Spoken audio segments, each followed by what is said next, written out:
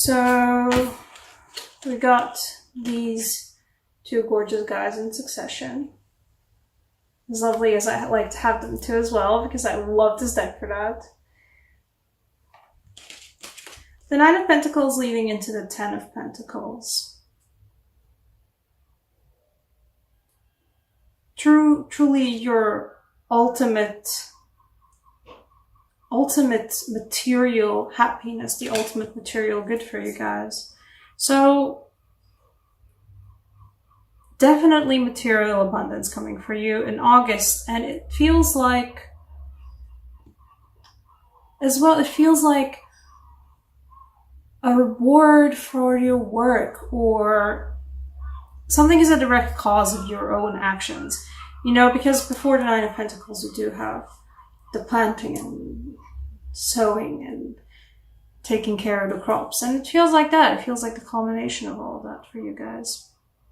Whatever it is that you've been tending to for yourself, for your business, it's bearing the full fruit. And I mean just in time. It is August.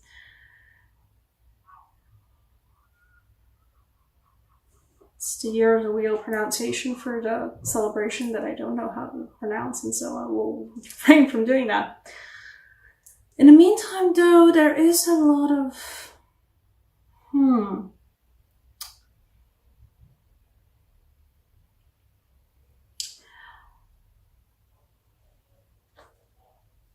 it feels like navigating a tricky situation between yourself and another person, perhaps between three people, but no, it feels like between you and another person based on your gut. Because we have the King and Queen here, which is not, you know, in itself. Is that showing it right? Is that how it's supposed to go? Nope, I was showing it the bad way around. Here, that's prettier. You have both the King and the Queen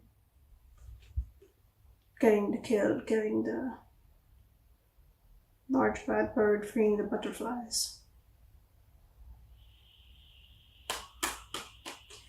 You have the Queen and the King, and I'm not sure whether this is purely just as you yourself are, either the Queen of Swords or the King of Swords, but it feels like in this particular relationship, you kind of feel like that.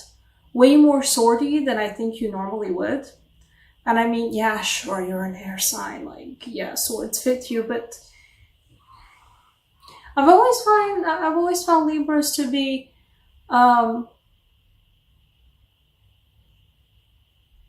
not nearly as acute and, let's say, even cruel about their swords or air or the cutting aspect of it as I'd say a lot of Aquariuses are. And I'm just speaking as an Aquarius myself.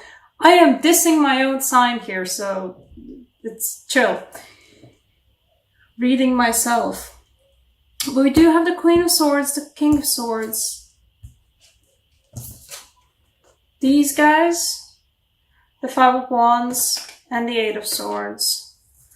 And then at the very end, this is the last card I pulled out, the only major arcana that I have for you this month so far. The High Priestess. It feels like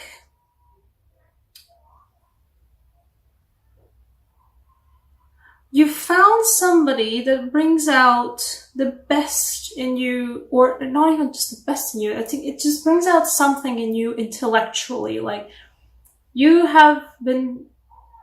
will be finding someone that you specifically, that matches you in a very specific way. They don't like match you completely as a person. They don't round you out as a person. Not like fully. But they do,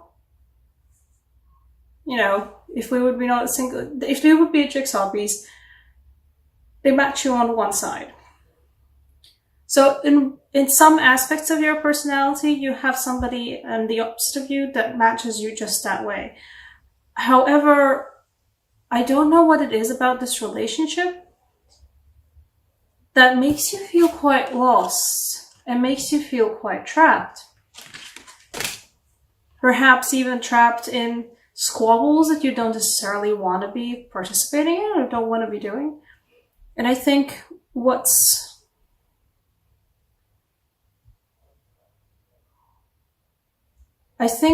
August will be making you do is becoming the high priestess.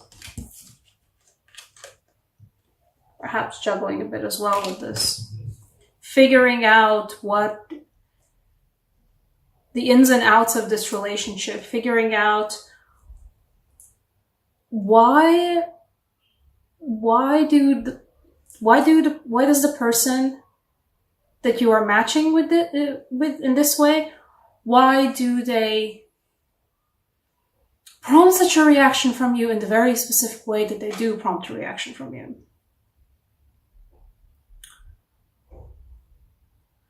And possibly it is connected. This is supposed to be the bread and the butter, you know, family walking off into the distance card. But I don't see it though. If it is connected though, I think for some of you, this might be connected in that way where you have the marriage, for example, you have the marriage date set. The dates are hashed out. You have everything set.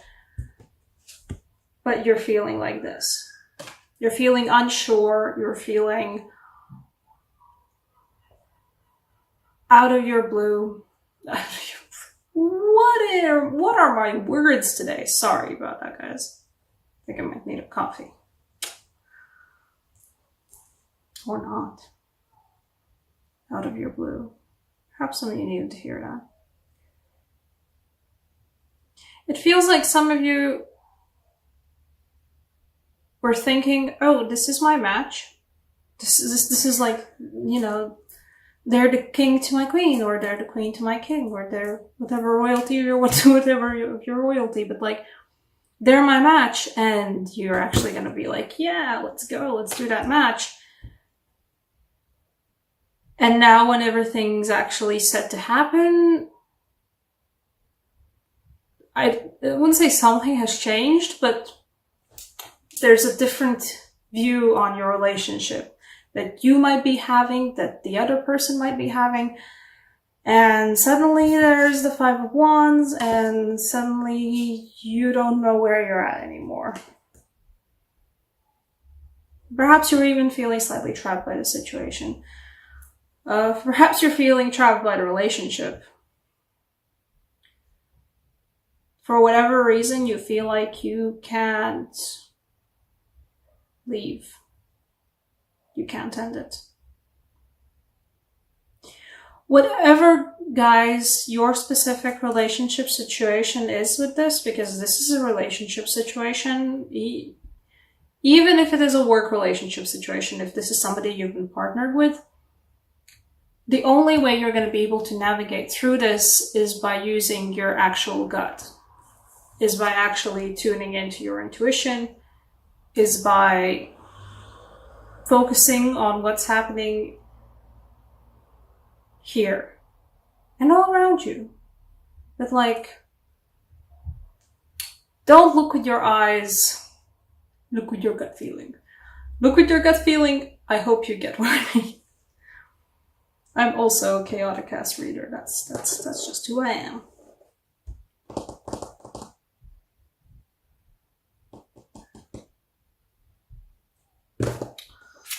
Okay. What's gonna get the clarifier?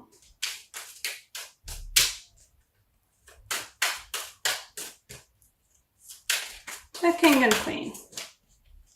Both of them together. What about them? Where are they heading?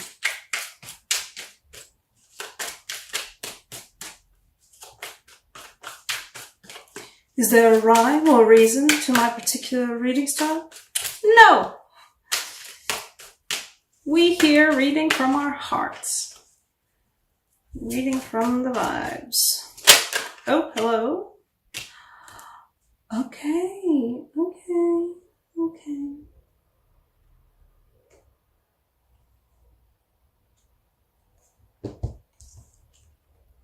We got the Six of Pentacles. For any of you tarot readers out there, this might hold a personal meaning for you in the context of the rest of these cards, but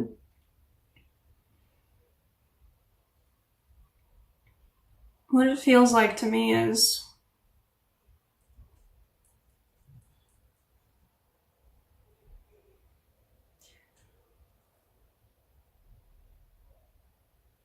the fact that they might be giving something to you that you're not willing to accept. Don't discount that as being a leash over you or as a control mechanism. Sorry, I'm gonna cough now. Oh, jeez. Sorry about that, guys. My throat's shot.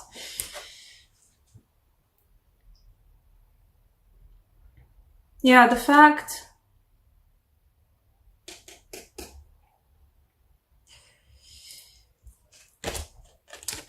if somebody is giving you something or showing you charity in a way that you are not prepared to accept, just because you have your own inhibitions and ideas about how you should be doing with money and how you have been doing with money, and or whatever kind of somebody offering you connections, opportunities, ways to move forward, investments.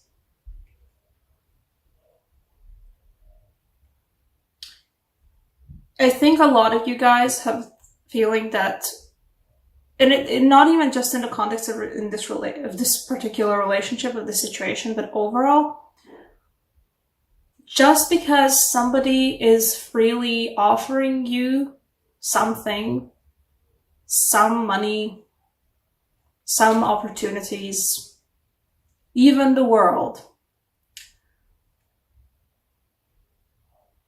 In this case, I feel like the cards are saying, don't refuse it just because you're afraid that this will be held over you at some point. Because for the absolute most of you, this won't. For the absolute most of you, this will be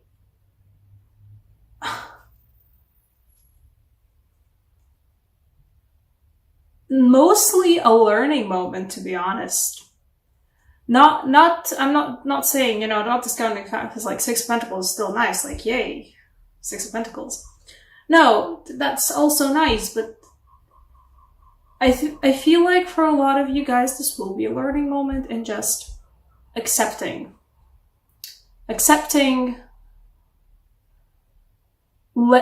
yourself accept help, letting yourself accept even just gifts or casual kindness from others, or not even just casual kindness, but just like, I think you're a really cool person and I would like to give you this opportunity, or I would like to buy you this thing, or here's a gift outside of like any typical gift giving holidays. Here's just a gift. I think you would like this thing. It's okay to accept. It's good to accept. Learn to accept these things. I feel like otherwise, if you don't get, this feels like one of those lessons. I'm not saying like, lesson from the universe. If you don't learn it, then, get fucked. No. This feels like if you take a moment, for yourself and figure this out and make like sure that you're okay with this, and then, take this lesson to heart. Afterwards, I feel like in September, October, later, this will make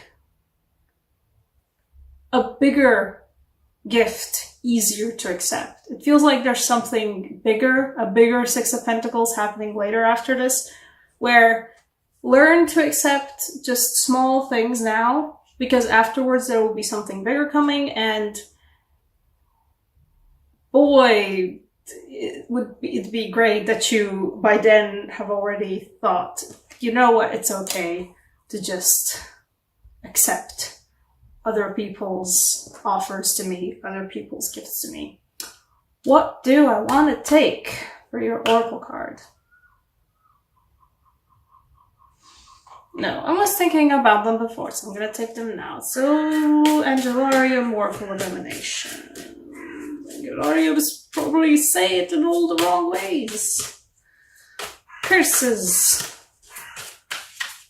Something, something. English not first language, something, something. Okay. Oh, okay, you want to be out too. Huh, okay. Well, so the Angel of Divination, that's just toe and toe with that High Priestess. And then also Angel of Memory, which the Six of Pentacles is not exactly Six of Cups, but it's kind of giving me, it's calling back to the Six of Cups, and you have the Angel of Memory.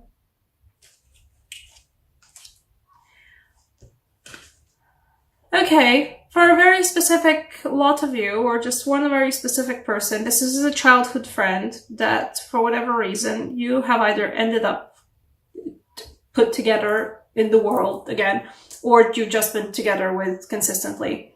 And whatever kind of relationship you've been engaging recently, you've been close.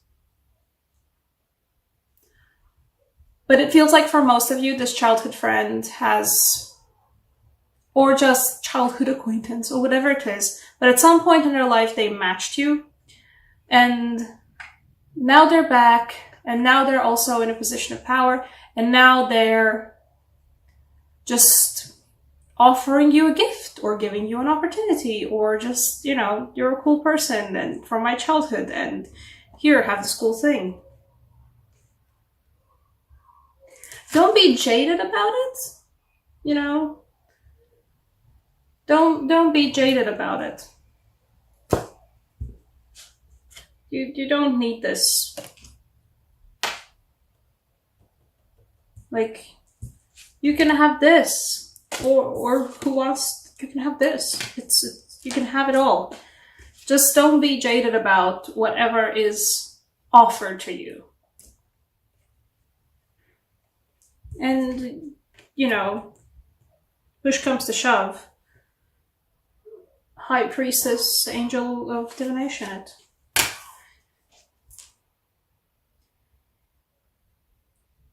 You have the opportunity to self-examine why you're being jaded. Why you are having the reactions you're having, why are you making decisions you're making, and you have the opportunity to go back into the past and figure out, well, at which point did I get this way? Or what made me get this way? And just like the chill opportunity from the universe. It's okay to, you know, put your hands out and have somebody put something into them. You don't have to have that thing where everything you achieve in your life is by your own two hands. It's like, it's got your name stamped on it. Nobody else has contributed anything. It's good to be able to be independent and to be self-dependent and to be completely self-sustainable, and like, nobody ever needs to help you. Nobody like needs to be involved in your successes or whatever. No, it's all yours. It's all yours. It's not necessary. Humans are naturally social creatures, and unless society is royally messed up, that just gets shown. Like, people want to help you. Other people, like, people want to help each other in whatever their little clique is family, friends, you know, acquaintances, just childhood friends that you found very cool when you were kids together, and now like you have an opportunity for them and you're just like, hey, childhood friends, I think this would be a good match for you. Yes, I won't start with don't. Just take a chance to examine how you got where you have gotten in your attitudes towards receiving help, receiving gifts. And just once you have found where you come from, you can break free from that. And you can accept things. You can accept gifts and you can accept help.